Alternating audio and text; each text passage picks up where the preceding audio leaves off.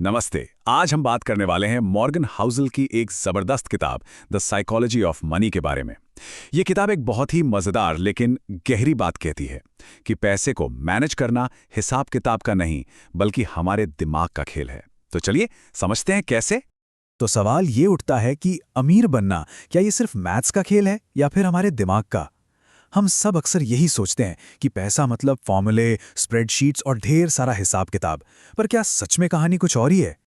और देखिए, इस किताब का जो सबसे बड़ा आइडिया है वो यही है कि फाइनेंस में कामयाबी इस बात पर कम डिपेंड करती है कि कोई कितना जानता है और इस पर ज़्यादा कि उसका बर्ताव कैसा है।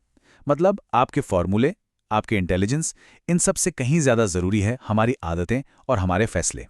तो चलिए पहले गोल्डन रूल से शुरू करते हैं, और वो ये है कि कोई भी पागल नहीं है। ये नियम समझाता है कि पैसे को लेकर हमारी जो भी सोच है वो हमारे पर्सनल एक्सपीरियंस से बनती है। अब इस बात को जरा गौर से समझिए। पैसे को लेकर हमारे जो भी पर्सनल एक्सपीरियंस होते हैं ना, वो दुनिया में जो कुछ भी हुआ है उसका शायद 0.00000001% ही होते हैं। लेकिन दुनिया कैसे काम करती है इस बारे में हमारी 80% सोच उन्हीं छोटे से अनुभवों पर टिकी होती है। और ये स्लाइड इस बात को बहुत अच्छे से समझाती है। सोचिए, एक इंसान जिसने गरीबी में बचपन गुजारा, उसके लिए रिस्क एक खतरा है, वो सिक्योरिटी चाहेगा। दूसरी तरफ जिसने हमेशा अमीरी देखी है, उसके लिए रिस्क एक मौका हो सकता है। अब बताइए, क्या दोनों में से कोई गलत है? नहीं, दोनों ही अपनी अपनी जगह बिल्कुल सही सोच रहे हैं। ठीक है, अब आते हैं दूसरे नियम पर, जो है लक और रिस्क का खेल।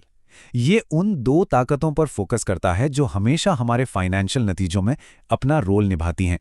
इन्हें आप एक ही सिक्के के दो पहलू समझ सकते हैं, लक और रिस्क। कामयाबी में लक का एक बहुत बड़ा हाथ होता है, तो वहीं नाकामी में रिस्क का। मतलब ये कि हर कामयाबी सिर्फ हमारी मेहनत का नतीजा नहीं है और हर नाकामी सिर्फ हमारी गलती नहीं होती। तो यहां से हमें सीखना क्या है? यही कि किसी एक इंसान की कामयाबी या नाकामी को देखने के बजाय हमें बड़े पैटर्न को समझना चाहिए। फोकस उस प्रोसेस पर होना चाहिए जिसे हम कंट्रोल कर सकते हैं, ना कि किसी की सक्सेस को देखकर ललचाने या फेलियर पर दुखी होने पर। अब आते हैं तीसरे नियम पर, और ये एक बहुत मुश्किल फाइनेंशियल स्किल है, ये जानना कि बस अब और नहीं कब कहना है। इसे कहते हैं मूविंग गोल पोस्ट। मतलब जैसे जैसे किसी की कमाई या कामयाबी बढ़ती है, उसकी ख्वाहिशें भी बढ़ती चली जाती हैं और नतीजा, उसे कभी भी संतुष्टि मतलब सेटिस्फैक्शन महसूस ही नहीं होता। और ये और ज्यादा का एक ऐसा चक्कर है जिसमें कई लोग फंस जाते हैं। देखिए कैसे। पहले आप ज्यादा पैसा कमाते हैं, फिर एक बेहतर लाइफस्टाइल की इच्छा होती है, इसके लिए आप खर्चे बढ़ा देते हैं, और फिर क्या होता है, आपका जो गोल था वो और दूर चला जाता है और ये साइकिल बस चलता ही रहता है। तो बात सीधी सी है, फाइनेंस में सबसे मुश्किल स्किल है अपने गोल पोस्ट को हिलने से रोकना।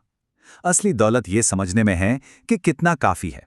अब बात करते हैं उस असली दौलत की जो अक्सर हमारी नजरों से छिपी रहती है, और इसे बनाने का एक सबसे शक्तिशाली तरीका है कंपाउंडिंग। ये देखिए, ये है कंपाउंडिंग का मशहूर फॉर्मूला। अब मुश्किल लग सकता है, पर है बड़ा सिंपल। कंपाउंडिंग का मतलब है जब आपका पैसा ही आपके लिए और पैसा कमाने लगे, मतलब जो ब्याज मिलता है उस पर भी ब्याज मिलना। इस फॉर्मूले में एन जो है वो है समय, और यकीन मानिए यही सबसे ताकतवर चीज है।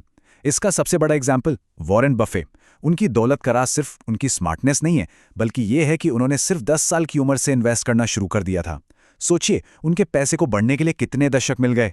अब ये एक बहुत जरूरी फर्क है जिसे समझना होगा। एक होती है अमीरी, जो दिखती है, महंगी कार, बड़ा घर, ये वो पैसा है जो खर्च हो चुका है। और एक होती है दौलत, जो दिखते नहीं, बैंक में रखा पैसा, इन्वेस्टमेंट्स, ये वो पैसा है जो खर्च नहीं किया गया। तो फिर असली दौलत है क्या? ये कोई नंबर नहीं है। असली दौलत तो ये कहने की आज़ादी है कि मैं जो चाहूं जब चाहूं कर सकता हूं। असल में ये अपने वक्त के मालिक होने जैसा है। तो चलिए अब आते हैं अपने आखिरी सेक्शन पे, और ये सेक्शन अब तक की सारी बातों को एक बहुत ही पावरफुल आइडिया में समेट देता है। और निचोड़ बस इतना सा है कि फाइनेंस में कामयाबी कोई बहुत मुश्किल साइंस नहीं है, बल्कि एक सॉफ्ट स्किल है। ये सोचने के तरीके में एक छोटा सा बदलाव है, पर यह पैसे के साथ हमारे पूरे रिश्ते को बदल कर रख सकता है। तो कौन सी हैं वो सॉफ्ट स्किल्स जो दौलत बनाती हैं? पहला, धैर्य। अपने इन्वेस्टमेंट्स को बढ़ने का टाइम देना। दूसरा विनम्रता, ये मानना कि लक और रिस्क का भी खेल होता है। और तीसरा अपने ईगो को कम करना, ताकि लोगों को ये दिखाने के लिए पैसा खर्च ना करना पड़े कि हमारे पास कितना पैसा है। तो आखिर में एक सवाल है सोचने के लिए, जो भविष्य के हर फाइनेंशियल फैसले को एक नया नजरिया दे सकता है। सवाल यह है कि अगला फाइनेंशियल डिसीजन गणित के आधार पर लेना है या मन की शांति के।